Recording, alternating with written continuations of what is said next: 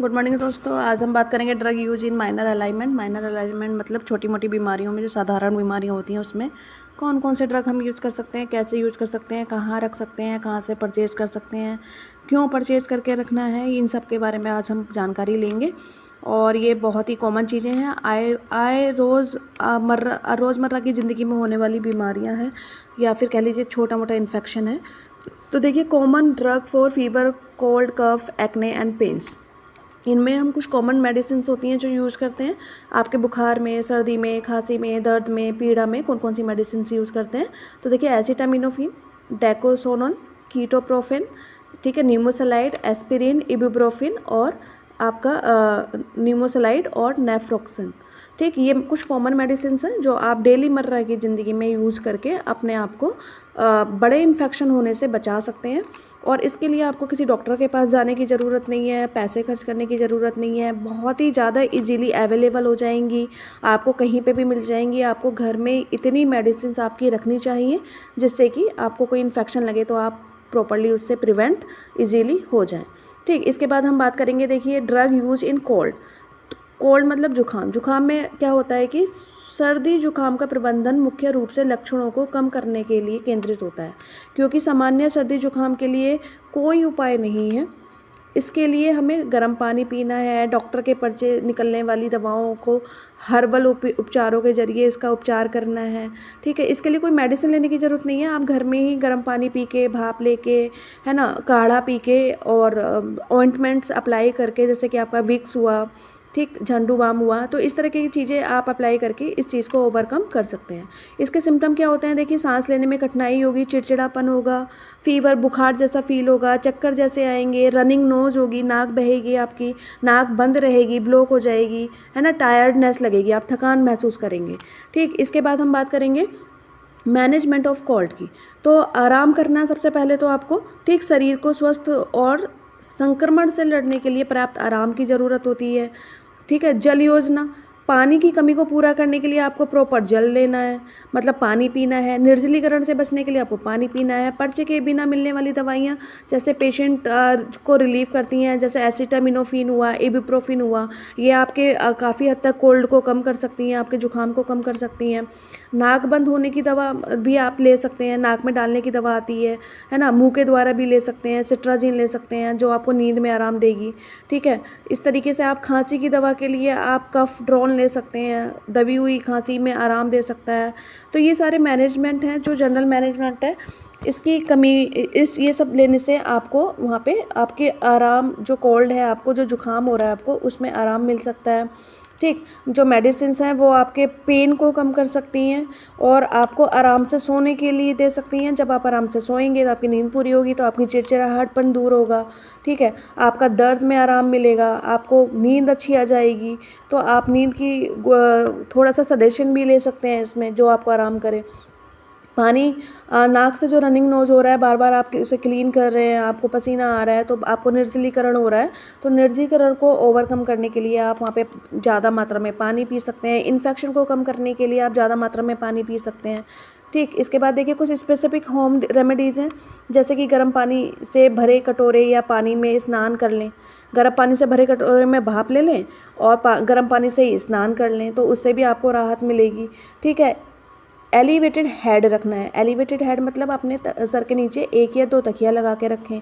तो ये हमने आपको पहले भी बताया था कि जो सेमी पोलर पोजीशन होती है वो आपके सांस लेने में जो कठिनाई होती है उसको ओवरकम करती है। ठीक है, इसके बाद देखिए, हम कुछ ड्रग्स की बात करेंगे जो हम कॉमनली यूज़ करते हैं। तो देखिए, जैसे पैरासीटामोल है, ठीक है, इबुप्रोफेन है, एस्पिरिन है, ओपोइड्स है, ठीक, कोडीन है, मेफिडियोन है, मॉर्फिन सल्फेट है, मॉर्फिन है, फेंटेनाइल है, कार्बोमेजेपाइन है, MgSO4 and cefixime and amikacin, gentamicin. ये कुछ कॉमन ड्रग हैं, ये बहुत कॉमन ड्रग हैं जो आपको हेल्प करेंगे आपकी रोज़मर्रा की ज़िंदगी में। जितने भी आपके प्रॉब्लम्स हैं, जितनी भी आपकी छोटी मोटी बीमारियां हैं, उनको ओवरकम करने में ये कुछ कॉमन ड्रग जो है आपके पास होने चाहिए और ऑल टाइम आपके पास ये रहने चाहिए। ये आपके लिए हेल्प करेंगे, आप डॉक्टर के पास जाने से बचाएंगे, आपको बड़ा इन्फेक्शन होने से बचाएंगे। ये आपको हर चीज़ में हेल्प कर सकते हैं। जैसे इबुप्रोफिन है तो आपको पेन में रिलीफ करेगी, पैरासीटामोल है आपको फीवर का इन्फेक्शन होगा उसमें रिलीफ करेगी, है ना। एस्पिरिन है ये आपको अस्थमा में भी रिलीफ कर सकती है। ठीक, इसके बाद आपका ये फेंटेनाइल है तो ये आपको थोड़ा सा सडेशन जैसा देगी, आपको सोने में हेल्प करेगी। MgSO4 है, ये आपको जो है वो अगर आपको झटके आ रहे हैं, आपको सीजर आ रहा है, या कोई प्रेग्नेंट वूमेन है उसको बहुत हाई BP हो रहा है तो सूजन हो रही है तो उसमें हेल्प करेगी। एमिकासिन है, जेंटामाइसिन है, अगर आपको लग रहा है कि आपकी तबीयत ठीक नहीं है, आपको सांस लेने में दिक्कत हो रही है, या आपको किसी चीज़ से एलर्जी हो गई है, जैसे आपने कोई दाल खाई, कोई खाना खाया, कोई चीज़ खा ली, या आपने कोई मेडिसिन खा ली, उससे आपको एलर्जी जैसा फील हो रहा है तो आपको उसमें हेल्प करेगी। तो ये सारी मेडिसिन जो आपको डेली मर्रा की ज़िंदगी में हेल्प करने वाली होती हैं। अब हम बात करेंगे पैरासीटामोल की। अब हम एक एक करके ये सारी डिफाइन करते हैं। तो पैरासीटामोल जो है वो नॉन ओपोइड एनाल्जेसिक्स ग्रुप की होती है। ठीक है, ये इसका जर्निक नेम है, ये इसका ग्रुप नेम है, नॉन ओपोइड एनाल्जेसिक्स की होती है। यूज जो होता है वो पेन में और फीवर में होता है। निषेध मतलब ये किस चीज़ में नहीं देनी चाहिए, हाइपर सेंसिटिविटी में नहीं देनी चाहिए। डोज इसकी एडल्ट के लिए 500 mg होती है, बच्चे के लिए 250 mg होती है। इफेक्ट जो करती है वो 15 से 60 मिनट में करती है। अगर आपने मेडिसिन ली है तो 15 से 60 मिनट लगेंगे, 15 मिनट से 60 मिनट मतलब 1 घंटे तक ये आपको आराम पहुंचा देगी। साइड इफेक्ट जो होता है इससे नोजिया होगा, वोमिटिंग होगा, ठीक है, और एब्डोमिनल पेन होगा, ल्यूकेपनिया होगा, लिवर जो है वो डिजीज़ में ये प्रॉब्लम करेगी। इस चीज़ में आप ये इसके लिवर पे इफ़ेक्ट करेगी, इस चीज़ में ये आपका साइड इफ़ेक्ट होती है। रूट क्या है, आप इसे ओरल ले सकते हैं, मतलब मुंह के द्वारा ले सकते हैं, और आप इसको इंट्रामस्कुलर इंजेक्शन द्वारा भी ले सकते हैं। प्रिकॉशंस क्या हैं देखिए, लिवर डिजीज़ में नहीं लेनी है, किडनी डिजीज़ में नहीं लेनी है, क्रोनिक डिजीज़ में नहीं लेनी है, बहुत सारे इसके प्रिकॉशन है। अब देखिए बात करेंगे पेंटाप्रोजोल की। तो ये एनाल्जेसिक्स एंटीपायरेटिक होती है। इसका जो उपयोग है छींड़ एवं रुक रुक के होने वाले गंभीर दर्द के लिए किया जाता है, बुखार के लिए किया जाता है, सिर दर्द के लिए किया जाता है। निषेध क्या है, ये देखिए हाइपर सेंसिटिविटी में नहीं लेना चाहिए, हेड इंजरी में लेते हैं इसको। इसके बाद इसको हार्ट फेलियर में, हार्ट अटैक में, हाइपरटेंशन में, नर्सिंग मदर जो लैक्टेटिंग मदर है उसमें हम इसको नहीं देते हैं।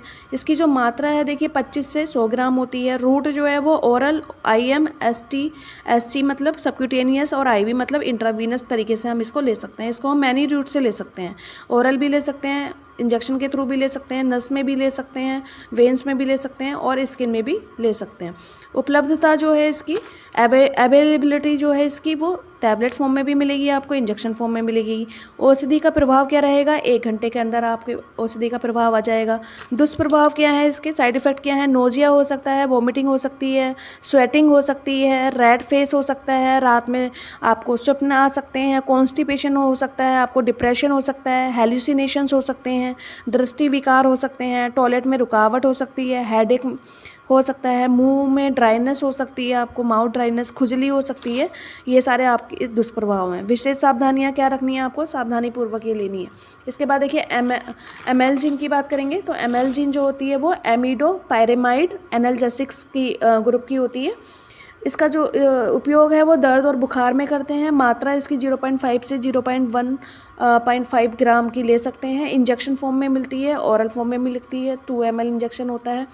इसकी जो उपलब्धता है वो टैबलेट और इंजेक्शन फॉर्म में मिलेगी आपको। रूट जो है इसका ओरल मतलब आप मुंह के द्वारा ले सकते हो, और इंट्रावीनसली ले सकते हो, इंट्रामस्कुलर भी ले सकते हो। निषेध किसमें है, हाइपर सेंसिटिविटी में और प्रेगनेंसी में ये निषेध है, इसमें आपको देनी नहीं है। दुष्प्रभाव क्या होंगे इसके, देखिए BP लो में, स्किन रिएक्शंस में, पेशेंट शॉक में भी जा सकता है, ये इसके दुष्प्रभाव होंगे। मतलब ये अगर आपने ली है तो आपका BP लो हो सकता है, स्किन में रिएक्शंस हो सकते हैं, पेशेंट जो है शॉक में भी जा सकता है। विशेष सावधानियां क्या हैं, गर्भावस्था में विशेष रूप से सावधानी पूर्वक ये मेडिसिन आपको डॉक्टर से पूछ के लेनी है। अब देखिए इथोहेप्टेजाइन की बात करेंगे।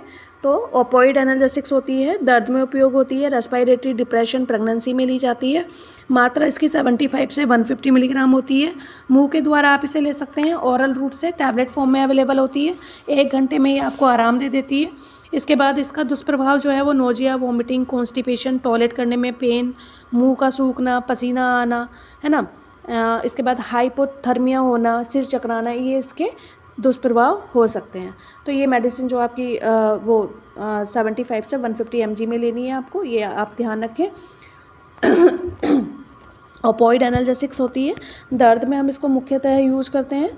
इसका जो मात्रा है वो 75 से 150 मिलीग्राम की होती है। रूट हम इसको ओरल रूट से ले सकते हैं। इसके बाद देखिए मॉर्फिन सल्फेट की बात करेंगे। मॉर्फिन सल्फेट जो है वो ओपॉइड एनाल्जेसिक्स ग्रुप की होती है। पेट दर्द में यूज़ हो सकती है, हार्ट अटैक में यूज़ हो सकती है, उल्टी के साथ रक्त आ रहा है अगर आपको, उसमें यूज़ हो सकती है।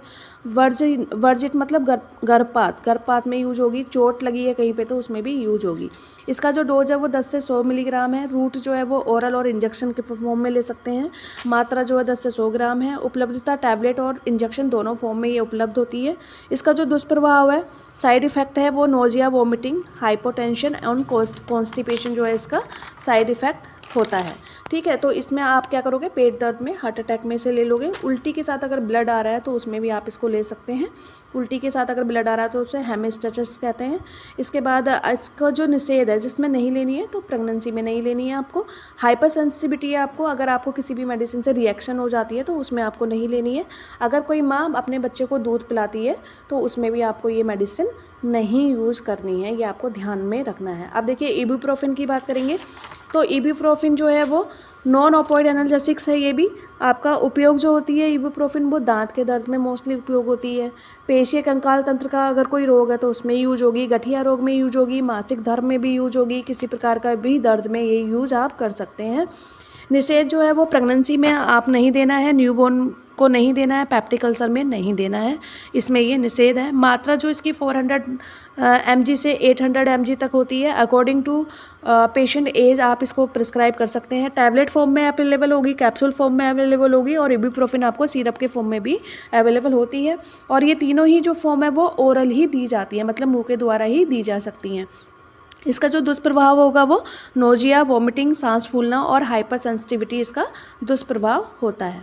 मतलब ये अगर रिएक्शन करेगी तो आपको नोजिया जैसा, मतलब नोजिया मतलब जी मिचलाना, उल्टी जैसा फील होना, उसमें आपका ये इसका साइड इफ़ेक्ट हो सकता है। वोमिटिंग आपको होगी, सांस आपकी फूलने लगेगी इबुप्रोफेन लेने से।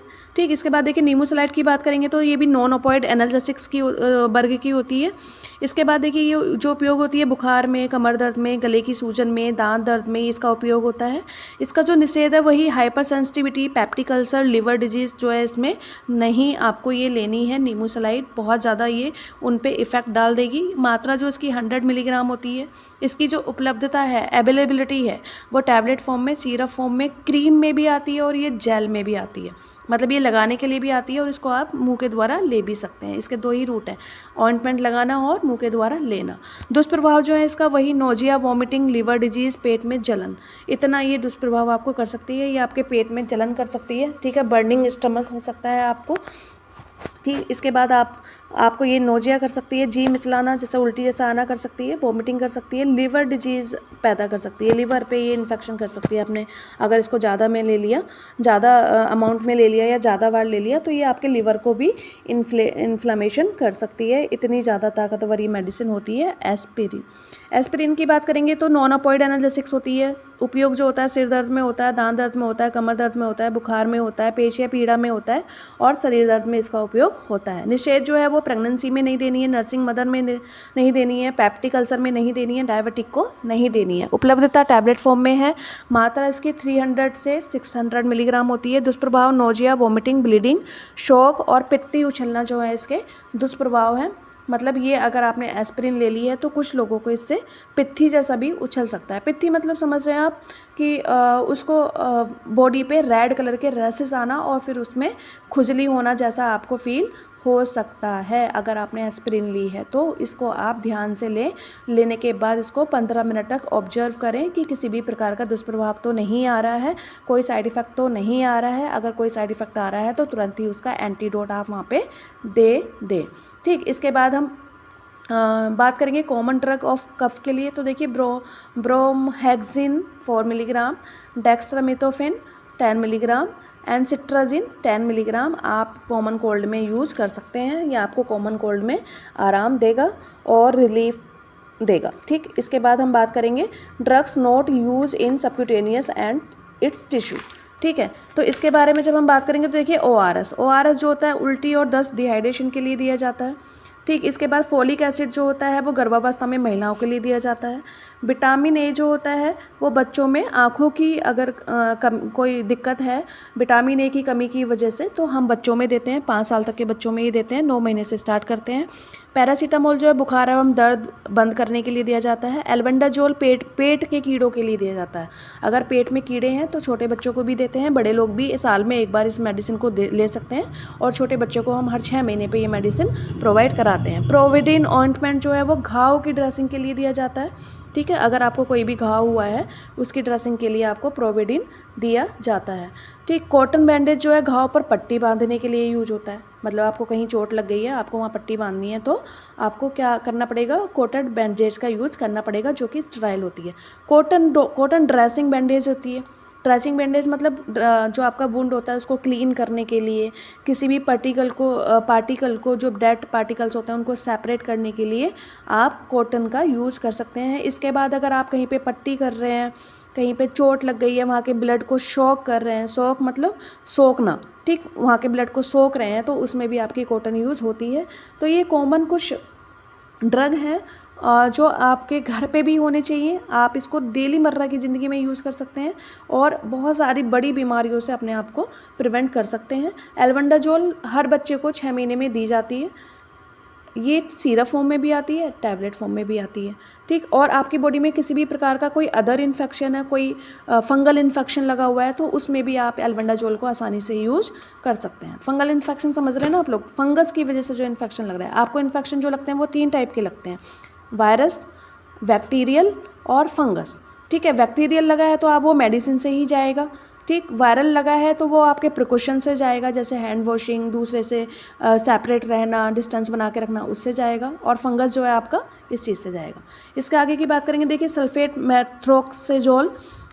मैथ्रोक्सेजोल जो होती है ARI के उपचार के लिए दिया जाता है। ठीक है, आर्टिलियल रेस्पिरेटरी इन्फेक्शन अगर आपको लगा है तो, ठीक है, अगर आपको रेस्पिरेटरी का कोई इन्फेक्शन लगा है तो आप इसको सल्फा मैथ्रोक्सेजोल का यूज़ करके उससे प्रिवेंट हो सकते हैं। ऑक्सीटोसिन जो है प्रसव के समय गर्भावस्था के कॉन्ट्रैक्शन के लिए और प्रसव पश्चात होने वाले रक्तस्राव को रोकने के लिए दिया जाता है ऑक्सीटोसिन। आई ऑइंटमेंट जो है आंखों के संक्रमण के उपचार के हेतु दिया जाता है। वैक्सीन किट जो है वैक्सीन को रखने के लिए यूज होती है। ठीक, इसके बाद एडहेंसिव टेप जो होता है पट्टी बांधने के लिए यूज होता है, जो आपने देखा होगा पिंक कलर का होता है, जब आप कैनुला लगाते हैं तब भी यूज़ करते हैं। ठीक, और आपको कहीं स्वेलिंग होती है या कहीं गुम चोट लगी होती है तब भी आप इसको यूज़ करते हैं। सेवलॉन सॉल्यूशन जो है संक्रमण को रोकने के लिए यूज होता है। ये कुछ मेन चीज़ें हैं जो हमें घर में रखनी चाहिए और हमें इसका यूज़ पता होना चाहिए कौन सा कहाँ पे करना है, और ये माइनर अलाइनमेंट में आती हैं। ठीक है, ऑक्सीटोसिन की बात करें तो ऑक्सीटोसिन बहुत सारी चीज़ों में यूज होता है।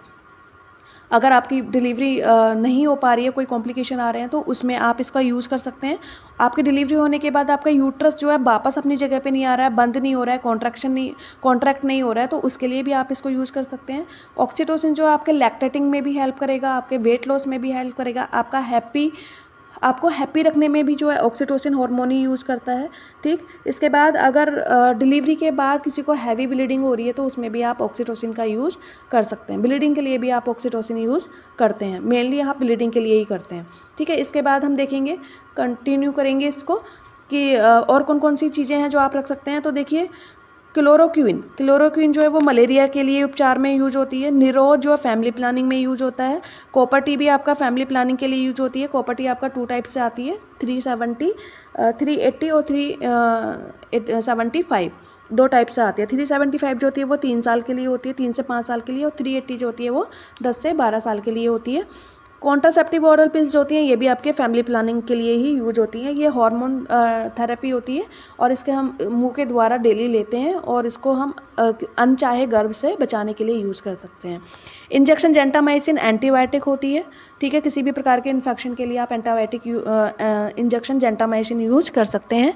कैप्सूल एम्पिसिलिन जो है एंटीबायोटिक होता है, उसे भी आप किसी भी प्रकार के इन्फेक्शन में यूज कर सकते हैं। इसके बाद टैबलेट एजिथ्रोमाइसिन, ये भी आपकी एंटीबायोटिक होती है, ये फंगल इन्फेक्शन में आप यूज़ कर सकते हैं और आप किसी भी प्रकार की एलर्जी के लिए भी यूज़ कर सकते हैं।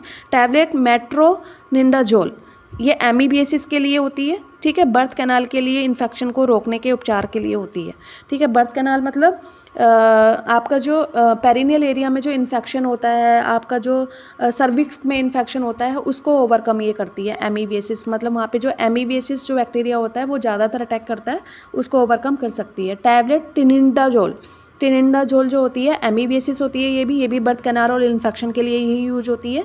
माइक्रोप्रोस्टल जो होती है वो गर्भावस्था कॉन्ट्रैक्शन बढ़ाने के लिए यूज होती है।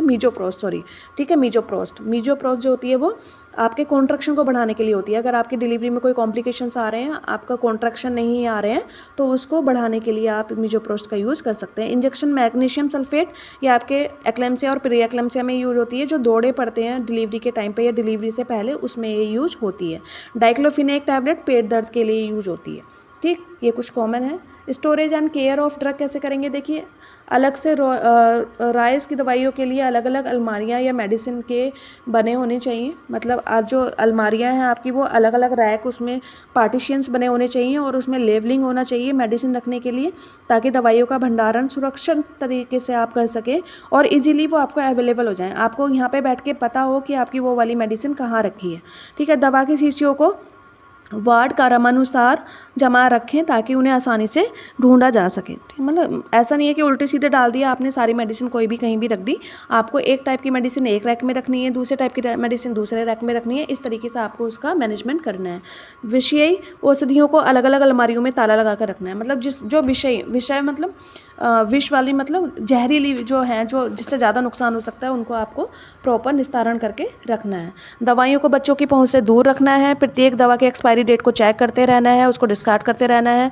जो दवाइयाँ अधिक तापमान या कमरे में तापमान पर रखी जाती हैं, उन्हें आपको उसी तरीके से उसका रख रखाव करना है। वैक्सीन सिरप को आप फ्रीज में रख सकते हैं। इमरजेंसी ड्रग को आप लॉक एंड की में रख सकते हैं, मतलब ताले में रख सकते हैं, क्योंकि वो इमरजेंसी ड्रग है, उनसे बहुत लोगों को हानि भी है।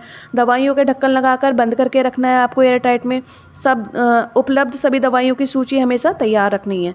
ऐसा नहीं है कि आपको पता ही ना हो कि आपके एरिया में कौन सी दवाई कहाँ पे रखी है और कौन सी दवाई आपके पास अवेलेबल है। उसकी एक्सपायरी भी आपको डे बाय डे चेक करते रहना है। इतनी सावधानियां आपको इसमें रखनी है और ये सारी चीज़ें जो है आप प्रॉपर तरीके से मैनेज आपको करना है। ये माइनर अलाइनमेंट में आती हैं। ये हमारे घर के रख रखाव के तरीके से ही आपको आपकी दवाइयों का भी रख रखाव करना है। उसकी एक्सपायरी डेट अगर किसी की नियर बाई है तो उसको पहले यूज़ करना है, उसको आगे की साइड रखना है। जिसकी एक्सपायरी डेट नियर बाई नहीं है, टाइम है, उसको पीछे की साइड रखना है, जिससे कि नियर बाई डेट वाली जो मेडिसिन है वो जल्दी से यूज हो जाएँ और ख़त्म हो जाएँ। Thank you so much. आप इस सबको रिकॉर्ड कर लीजिए। Thank you.